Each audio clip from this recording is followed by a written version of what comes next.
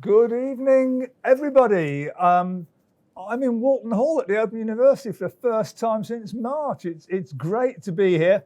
I'm Dave Rothery. I'm the chair of S283, which is the Open University's Planetary Science and Astronomy course. And next to me is... Hi, I'm Helen Fraser, and I'm the chair of S284. And Dave, I think you're very lucky to be on site this evening. I was there just a couple of weeks ago. It's lovely to be back on site occasionally, isn't it? It's great to be here. Now, we're here to answer questions from you, astronomy and planetary science students, and chemists are joining us, and people from the broader community as well. If you're watching live, we've got some widgets up. We'd like to know where you are, and you can answer these questions about where you think we're most likely to find life, if you like. I'll try and remember to mention the results of that non-scientific survey at the end. But first of all, I'd like Helen to tell you a little bit about herself so you know who you're dealing with here. So Helen, please tell us about yourself. Hi, good evening, everybody. Well, some of you know me from S284, where I chair, and are busy studying astronomy this year. But some of you won't know me at all. So my name's Helen, and my job is to be an astrochemist when I'm not doing my teaching. That's my research area, which basically means I study how we form stars, how we form planets, and whether there's origins of life involved in this process. Now, hopefully on screen you can see a nice slide which tells you a little bit about the astrochemical landscape. Now, astrochemistry is a big jigsaw puzzle of observations from telescopes, of lab experiments that we do where we recreate space in the lab, theoretical work, which is theoretical calculations, and modelling, astronomical modelling of environments. And it really feeds in two directions, to chemistry and physics and to astronomy. I wonder if I could have my next slide, please. And in the astrochemistry group at the Open University, we do a lot of different things. Now, this is a very busy slide, but I wanted to highlight, if you look at the three bits of the jigsaw of astrochemistry that we now really do at the OU, we do everything except that sort of modelling of the astronomical environment. That's not something we're doing here, but we have lots of collaborators worldwide. And we do a lot of work in infrared and submillimeter observations where we study ices and gases. And I must be frank, all of last night and after this tonight, I'm busy finalising my JWST proposals because they're due in just next week.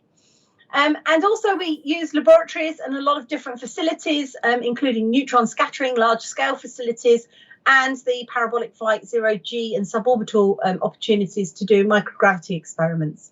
So that, in a nutshell, is what I do and where my background in astronomy is. And for those of you who aren't astronomers, my background in chemistry as well. Now, Dave, perhaps we ought to ask the same thing in the other direction. What do you do? Yeah, well, when I'm not chairing S283, I'm also teaching on S111. Some of you might have met me there. But I'm working on the BepiColombo mission, which is a European-Japanese space agency, joint space agency mission on its way to Mercury right now. We had a very successful flyby of Venus a few weeks ago, another flyby of Venus next spring. We don't get into orbit about Mercury. In August 21, yeah? Yep, and we'll get into orbit about Mercury in, at Christmas 2025 and start doing science in 2026. So it's a while yet. But in the meantime, myself and my postdocs and my PhD students are working with MESSENGER data. MESSENGER was the NASA mission, which had 4 years in orbit about Mercury.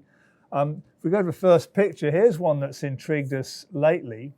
That view there from side to side is about 700 kilometers. You can see lots of impact craters, but it's dominated in the middle by this diffuse-edged sort of yellow patch. And there is a hole in the ground in the middle, which is not an impact crater, it's not circular. And it's well accepted, but what we're dealing with here is an explosive volcano on Venus. This is the biggest one on the planet.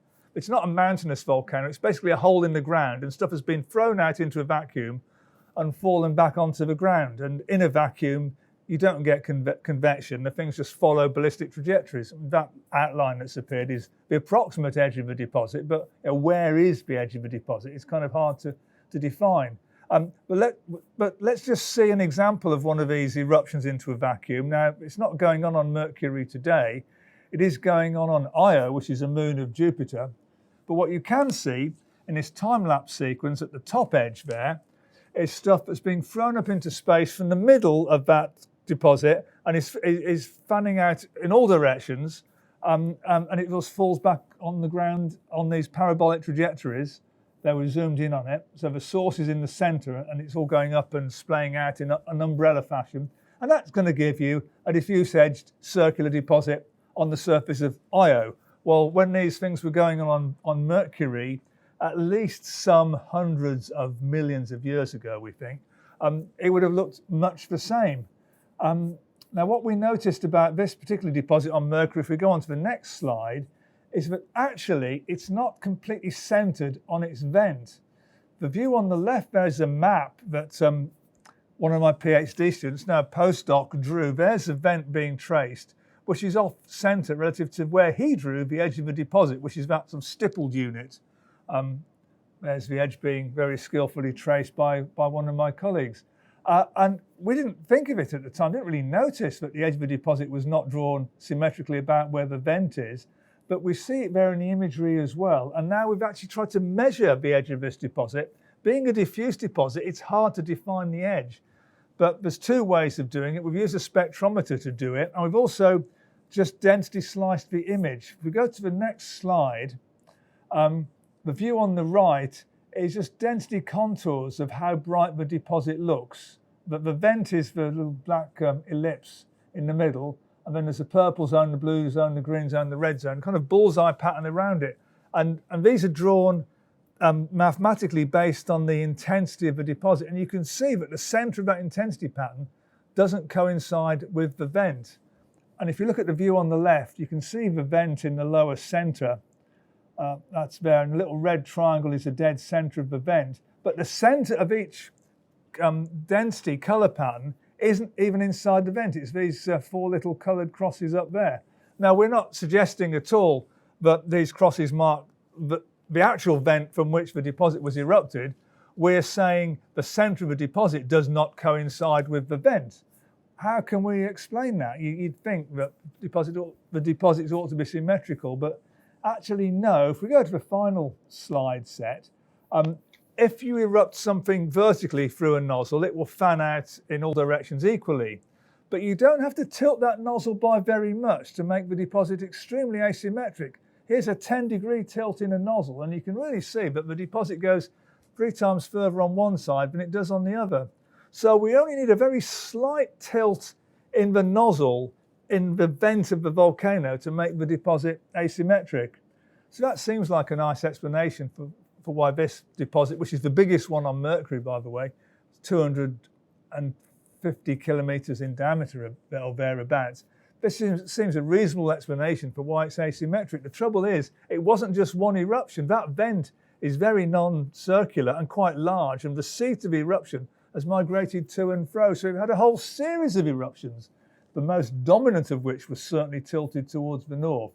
So we're beginning to understand that these explosive volcanoes on Mercury are pretty strange things and need a lot more work. And we're going to be looking at those very hard when BepiColombo gets there. Dave, I find it amazing that you can do all this geology and understanding of volcanism from so far away, even just with missions. I really hope BepiColombo is going to give you so many exciting new results. I know it's been a long time coming. It's been a very long time coming, but we're working very hard making maps of Mercury. Here's one, I won't unfold it, but we're making a whole series of maps ready for the BepiColombo mission. So do you stick them together with double-sided sticky tape so you can say, here's one I made earlier? No, we do it all digitally. And I think that we've answered the question that was asked on the Moon's Facebook group by Jeff Burt about how BepiColombo is getting on. It's in good shape, Jeff. Well, now what we'd like to do before we go into answering most questions is to tell you about news stories that we've spotted a little bit.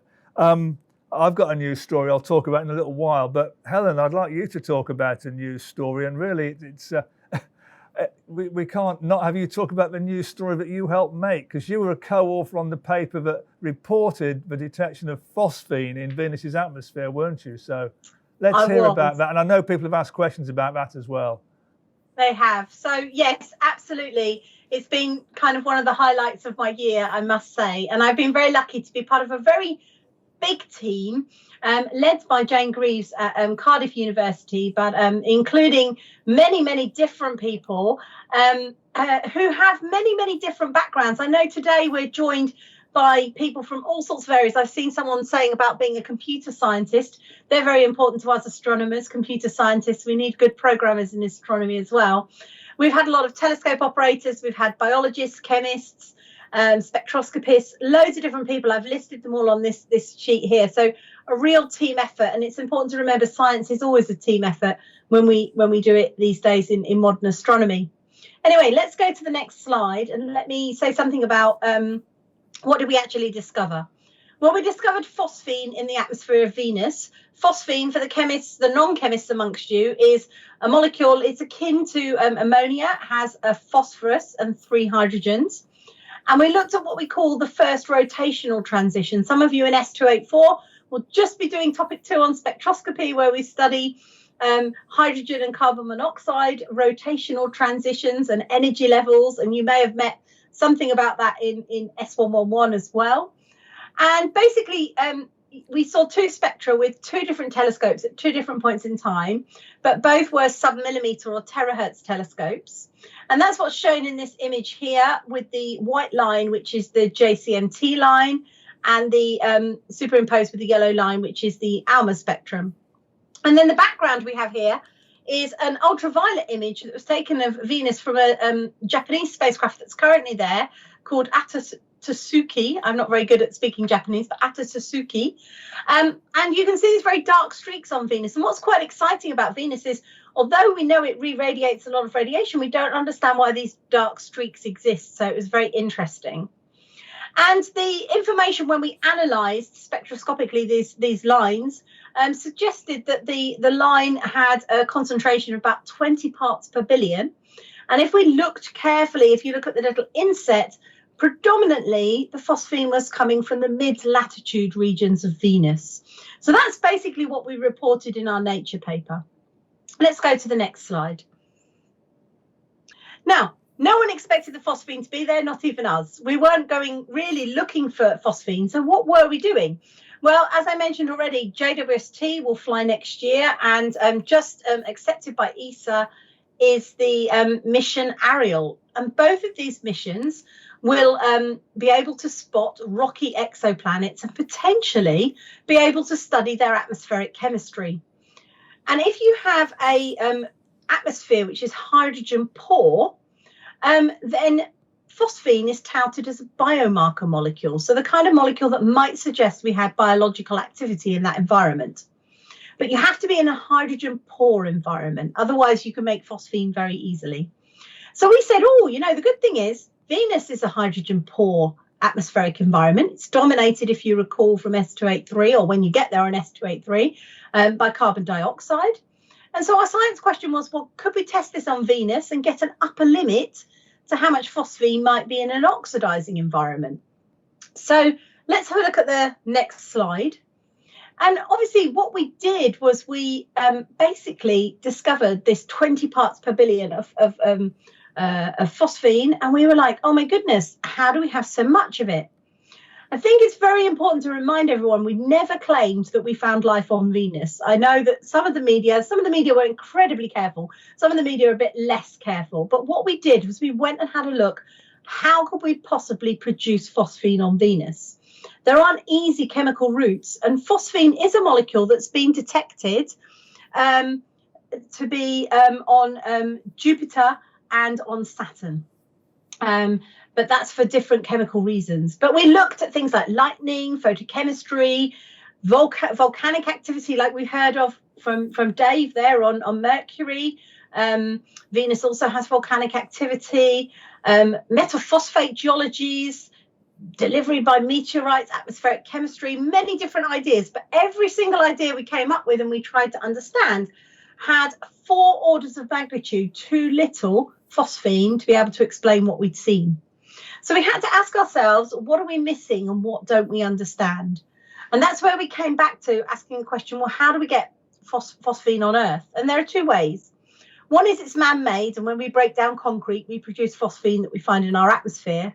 And the other one, actually is when you dredge up certain microbes, which especially sit in water or in damp environments, then they often release phosphine into the atmosphere, and so the source is biological. And so we speculated that there could be a number of ways in which we didn't understand why the phosphine was there. One could be we really didn't understand the abiotic processes, and the other one could be the enticing thought or speculation that perhaps there was a biological origin, and perhaps there were microbes in the cloud environment where we detected this. We know there are microbes on Earth. We don't know there are microbes on Venus. We don't know it's biological at all, but we left a little speculation open in the paper. So I think I ought to stop there with what we discovered and how we discovered it. Thanks, Helen. But we've had a question in advance from Ringo Massa, an S283 student, who wants you to say something about the reanalysis that's been going on. There were papers challenging the analysis that produced the phosphine line, and I believe you've reanalyzed it yourself as well, haven't you? Yes, we have.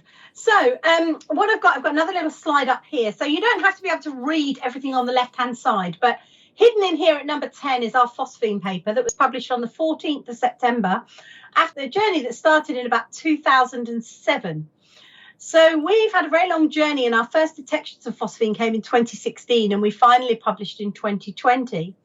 Now, since then, in 2 months, there have been 4 very interesting papers which are listed with the blue arrows here. One at the top, which is put an upper limit on the phosphine being about 1 to 5 parts per billion based on the infrared spectroscopic data that's in the archives.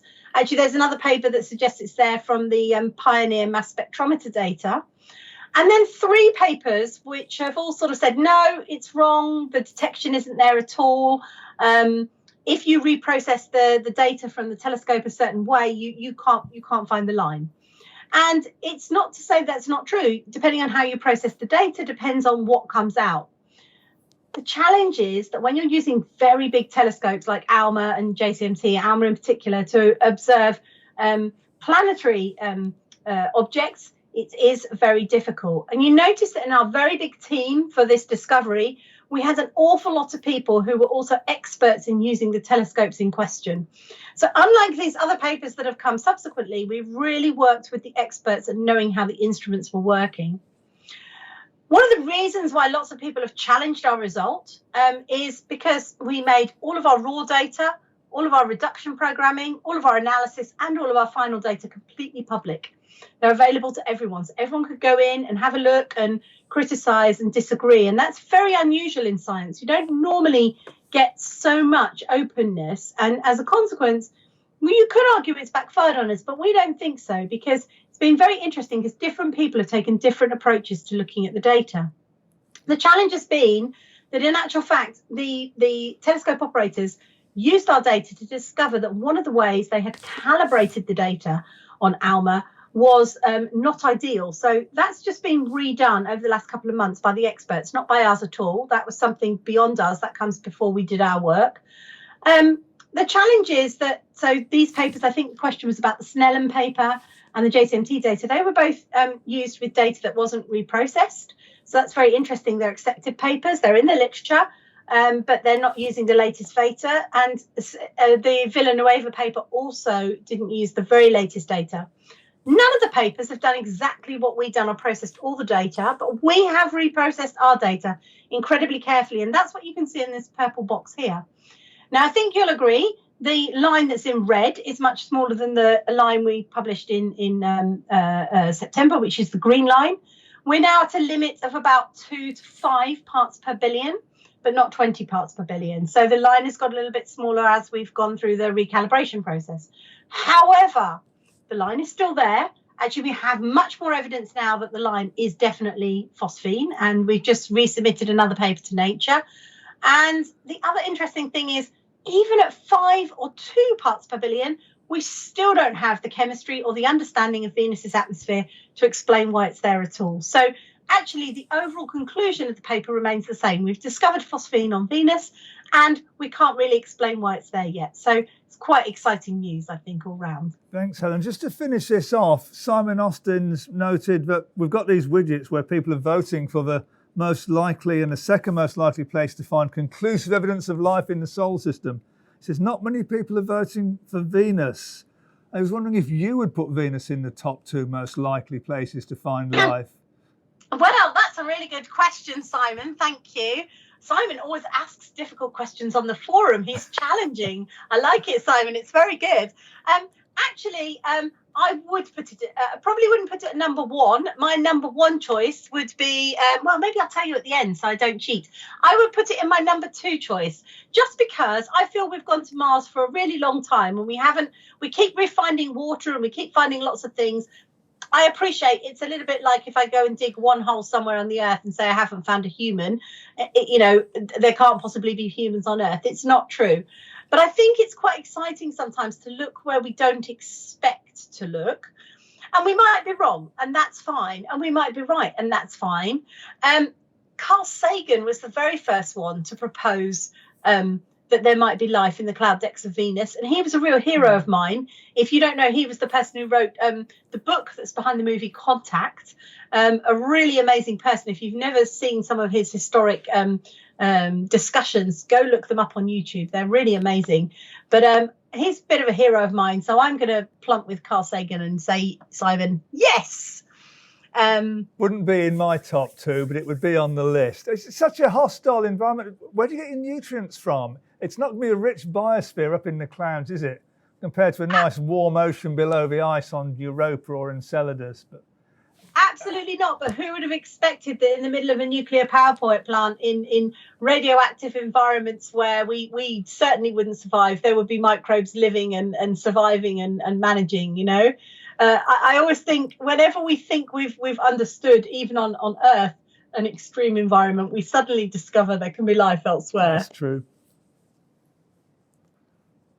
I see, actually, Dave, very quickly that Ringo did ask if we were doing follow-up observations. Ringo, let me say yes. And here we're kind of thwarted by the COVID crisis. So it's taken us many years to get time on telescopes to do these observations. Even when we had the JCMT data, it took us 4 attempts to get the ALMA time to even make the observations. So sometimes we have to persuade our colleagues. Once we have the data, we use that opportunity to apply for lots of different time on lots of different telescopes. And we should have been observing all through 2020. But as you can imagine, with the COVID crisis, many telescopes had to shut down and many are still not fully operational or operational at all. So hopefully next year, when those programs restart, we'll start to get more data again and be able to answer things definitively. But isn't it exciting to start a controversy and start a whole new concept and discussion in science? It's really a privilege to be part of that. Let me tell you about the news story that caught my attention. Oh, yes, your news story. Yeah, it's not news that I've been involved in, but it's about water being discovered on the moon yet again. I mean, water's been discovered on the moon almost as many times as it's been discovered on Mars now. It's getting a little bit repetitive, it seems. But there were 2 papers in Nature Astronomy just a few weeks ago reporting different ways that water existed on the moon. One was about micro cold traps. Now, we know about water in the permanently shadowed craters near the lunar poles, where it's cold enough that water molecules will stick and gradually accumulate in permanent shadows. But this is a modelling paper where they've worked out that even in micro cold traps, just behind a small pebble or in between grains of dust, water molecules can be stable and will accumulate. So there's about 10% more water than we thought in cold traps dispersed in these micro cold traps. So an extra 10 or 20% of water as ice on the moon doesn't sound like a big deal, but the big cold traps are permanently shadowed craters. Micro cold traps are disseminated across the whole of the high latitude regions, which means wherever you are at high latitudes on the moon, there's water close by. You don't have to go to a permanent shadow crater. You can find a little bit of water ice in the shadow underneath a pebble. That's just modelling, it's not been detected, but it bodes well for going to near the lunar poles and finding water in quantities that might be useful. Then the other paper, the one that actually made it into the news media rather more, was this airborne observatory called SOFIA. It's an infrared observatory, which found a 5-micron spectral line which is attributable to water as H2O, not just the hydroxyl group OH. At about 50 odd degrees north inside the crater Clavius. It's quite patchy on the moon. It's not there everywhere, but they have found H2O molecules somehow bound up in lunar minerals.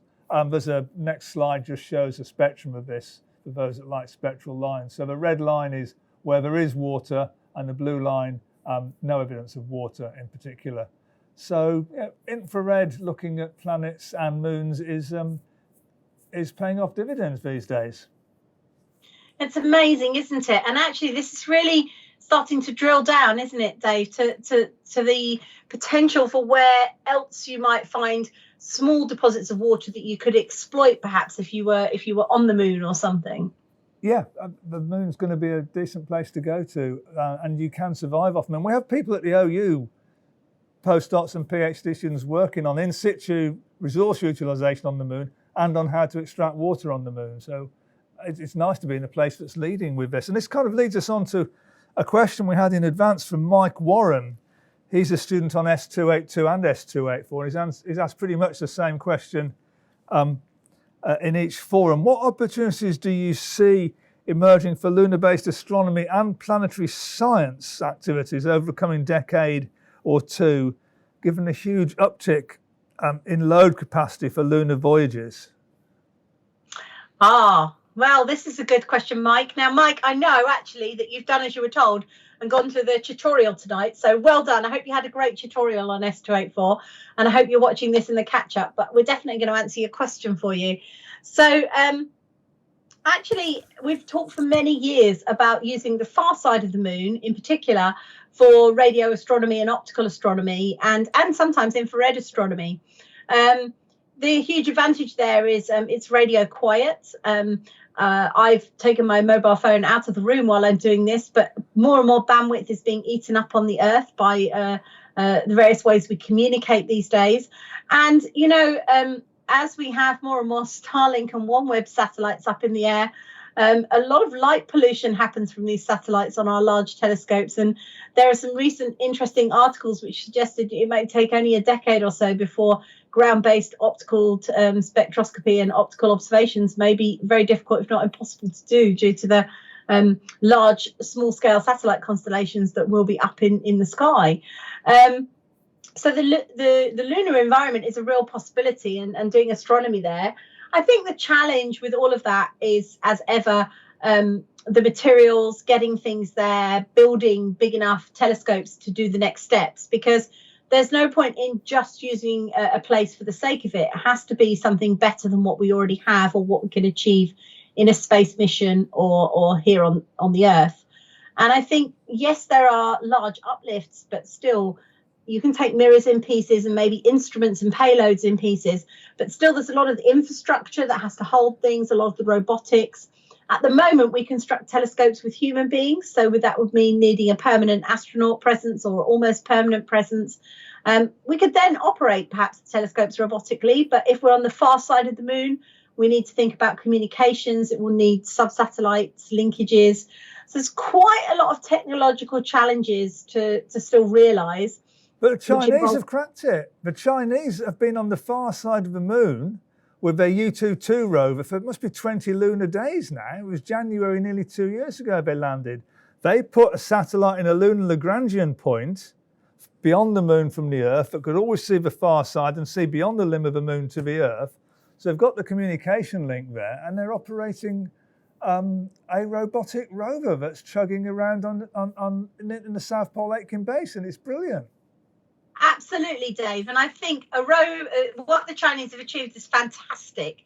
I think what we have to think about is how many terabytes or petabytes of data we're currently generating from our ground-based telescopes, and the next steps we would want to take if we had that kind of, say, radio or sub-millimeter telescope on the moon might need a little more than just one satellite. Our uplink, downlink could be quite a challenge, but I do agree with you.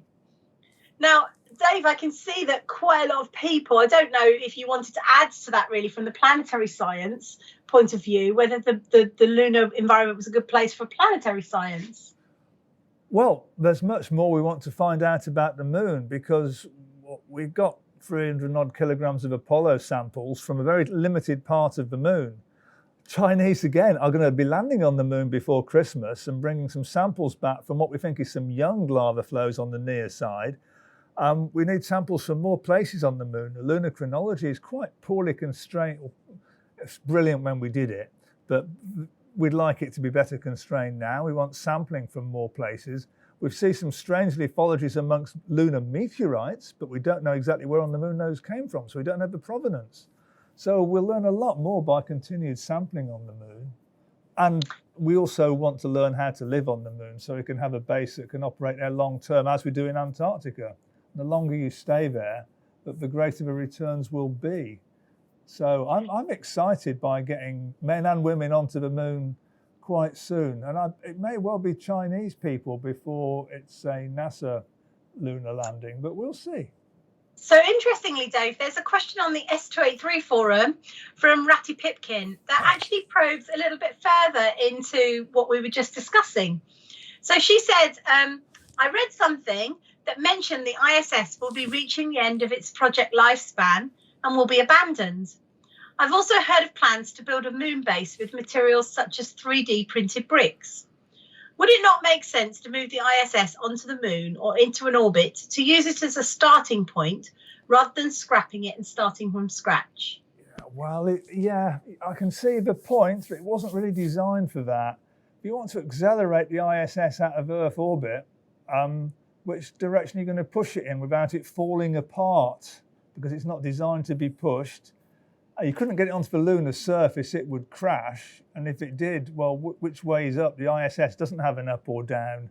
It's designed for 0G.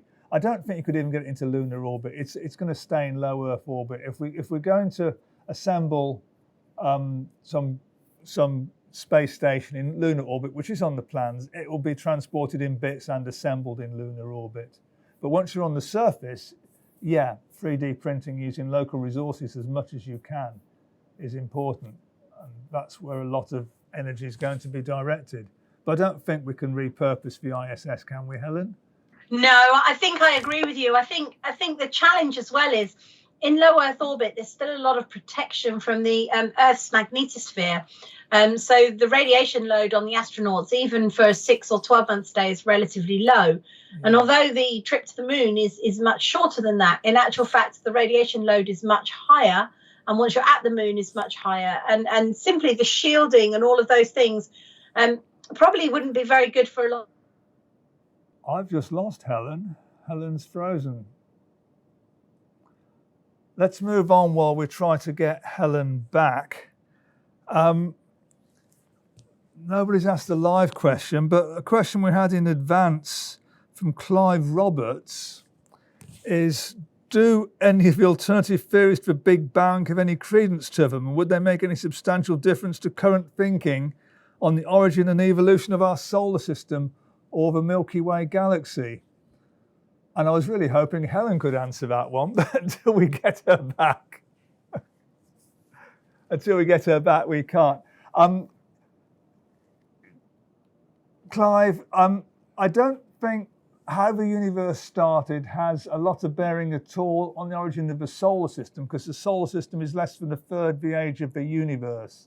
So forming stars by gravitational collapse of interstellar clouds and so on, and forming planets at the same time is independent of how the universe got started.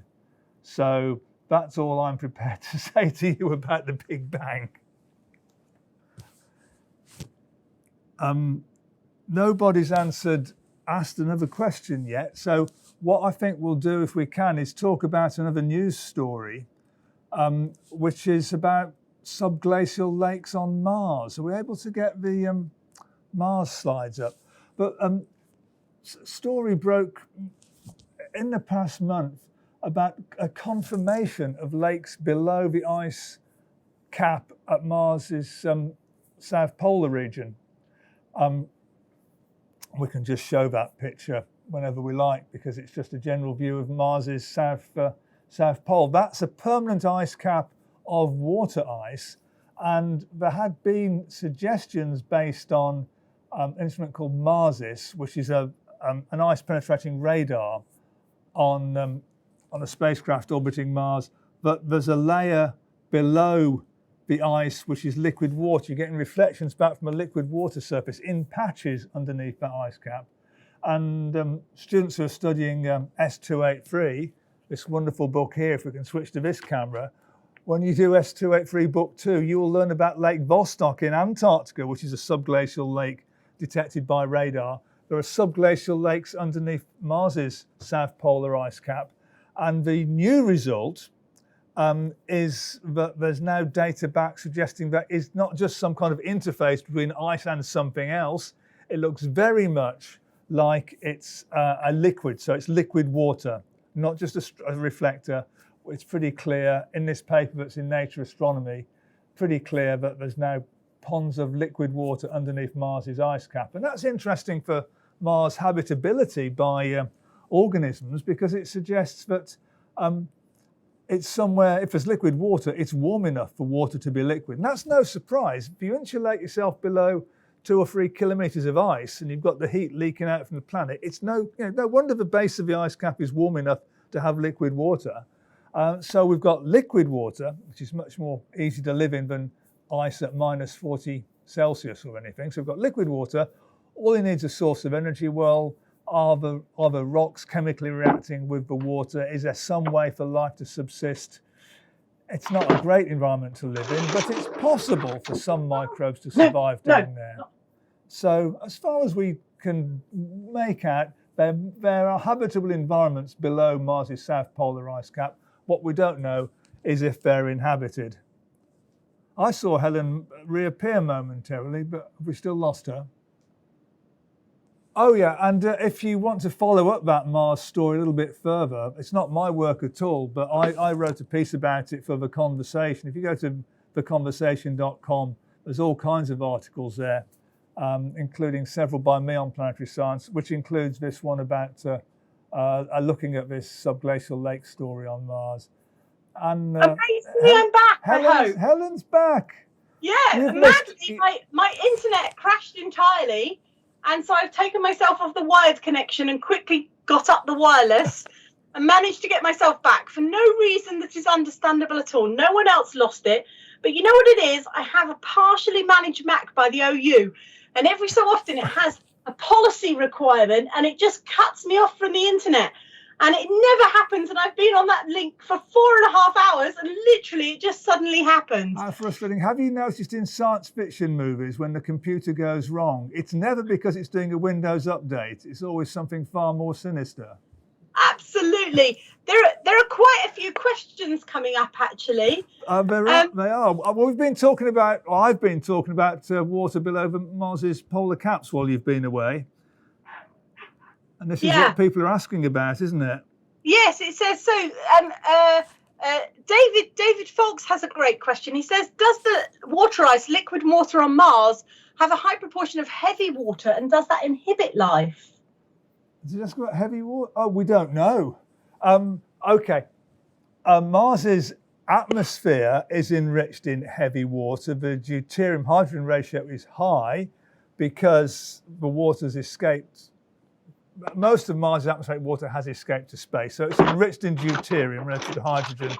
I see what David Folks is thinking about. So the polar ice caps will be enriched in deuterium. So it is on average, it's slightly richer in deuterium than water on Earth, but I don't think it's going to be all that enriched, and I don't think it will be a major inhibitor. I think it might be though. I think a different problem is you don't just need water, you need something to eat. You need an energy source. What's the energy source down there? But good point about it being slightly heavier water than on Earth. Certainly that's the case in the atmosphere. And we have those kinds of problems with the sort of D2O, H2O, HDO.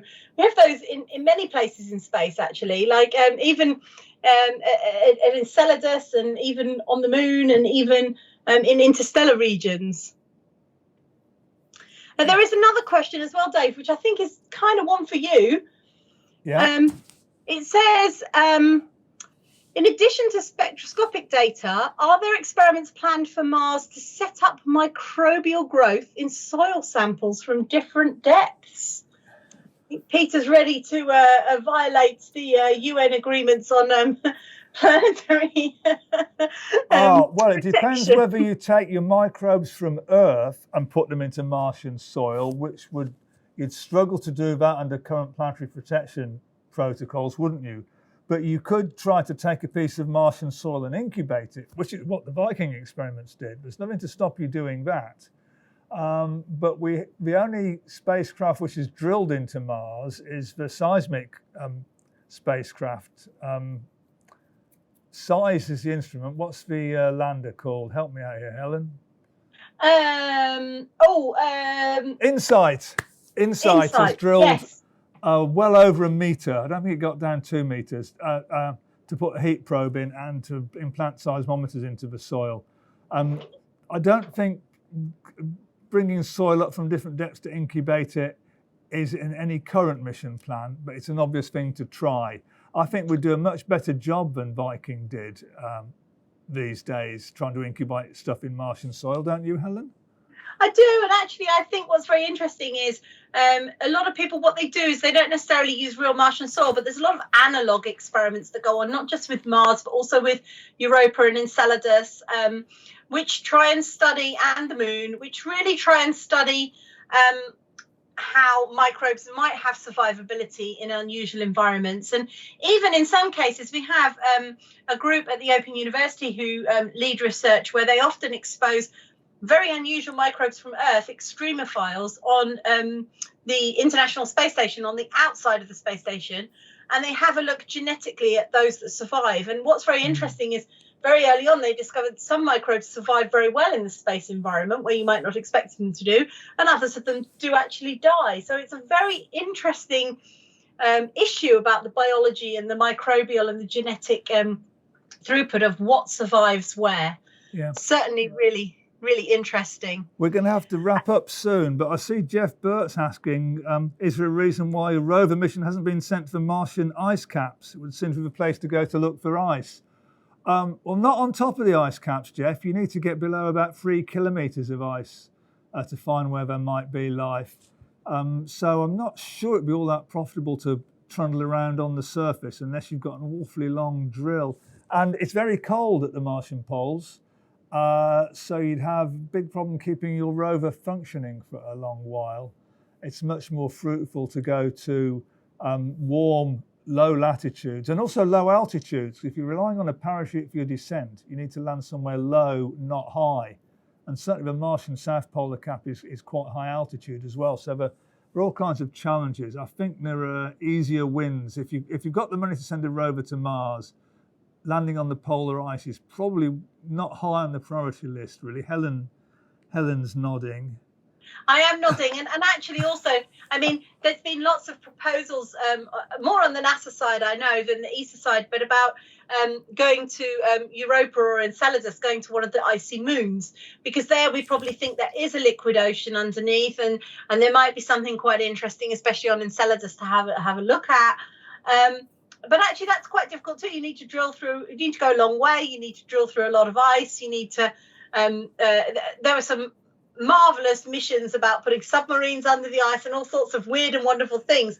But we just have to reel ourselves back into what's also achievable with our current technologies and our budgets. You know. Yeah, but you can, if you've got the ice with cracks in it, venting hot water to space as plumes, like you have at Enceladus.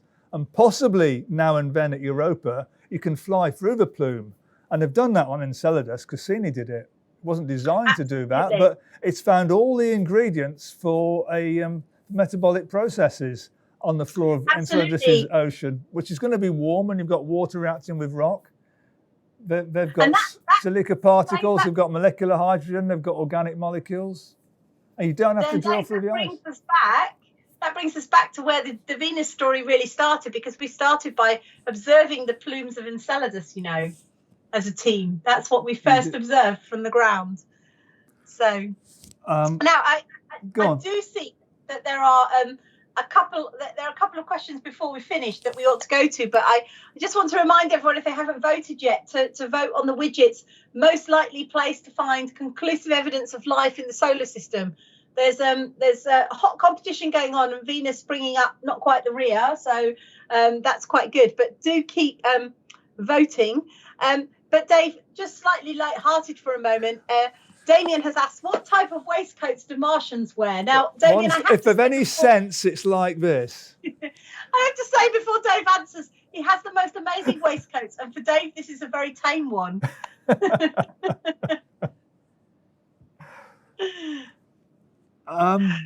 Okay. Final question. Rochelle Wood, any interesting news recently about Titan? Well, the most interesting thing to me is the approval of Dragonfly, which is a lander onto Titan with its own helicopter called Dragonfly, which will flit around Titan. It's going to land in an area of sand dunes, which is a little bit disappointing for me, but it will be sampling Titan from multiple places. It's approved. I don't think the launch is for another 10 years or so, but Dragonfly is formally approved now. I'd rather have the submarine exploring the methane oceans of Titan, but hey, I'll settle for Dragonfly. Are you aware of anything exciting at Titan, Helen? For me, what I still find very exciting, and actually it comes a little bit back to a question I saw also asked by, I think it was Guy Watkins. I think it was Guy Watkins who asked about analog environments on Earth for studying. But obviously we know on Titan there's a lot of methane and potentially methane lakes and methane rain. And there are a lot of groups now in astrobiology and astrochemistry who are starting to think about how metabolisms might work and how survivability of extremophiles might happen in liquids that aren't water. So what if you have liquid methane, or what if you have liquid ammonia, or these kinds of things? Now, we don't quite have those examples on Earth, but what's very interesting is people are stretching their imaginations and trying these things. Those analogues are happening in the labs, and there are places that colleagues from the OU go to in Ethiopia, in the Arizona desert, in other places on Earth, which are used as analog sites for testing and understanding. So not quite Titan, not perhaps quite what Rachel was asking for, but I think that's really exciting for me, the concept that the liquid methane might have some, it's an interesting liquid for the chemists and the physicists because it has quantum properties as well. So I think it's really fascinating. And a bit like water, it's much more unusual than you might expect. So you could build a whole career on working on liquid methane if you wanted to. But it has waves and beaches and rivers and deltas and all the shoreline and alluvial processes that you get on the Earth as well, just a different liquid. Absolutely. Titan's a lovely place. Chemistry and geology are both excited by the concept of lakes of methane. Yeah. But we've gone on longer than we said we would. I think we've dealt with pretty much all the questions. Can we look at those widgets, Dave, before we finish? Okay, well, where people are from, 4 elsewhere in Europe, 1 in North America, 1 in Australasia, and the rest of you spread over 1 in Ireland, several in Wales, plenty in England, and quite a few in the Midland Valley of Scotland, and we've got Inverness and Shetland. So it's good to be talking to people over such a wide area. I'm glad so many people joined us live. Thank you for doing that. Thank you for a lively question session. Great to see my colleague Helen, even if not in the flesh. Absolutely, I miss you so much. It's very strange. And look at this, Europa seems to have won. I'm sorry, it hasn't it? Most likely, but well done, that 9% that voted for Venus. Well, I think they're not being realistic. They're voting with their hearts, not their heads. Should we have a look at what everyone put second place as well? Well, yeah, second place, 52% saying so. Well, if you think Europa's a likely place, you've got to think Enceladus is an almost equally likely place. Easier to find life at Enceladus if it's there, because we know those plumes are venting to space. You can fly through it, even if it's a less rich environment below the ice. very challenging though, in those plumes, they're very exposed to the, I don't know if you saw very recently, there was this very recent Nature paper about the glow. I think it was on Europa, the glow on the dark side of Europa from the ice, the re-emission, and that comes from the radiation field.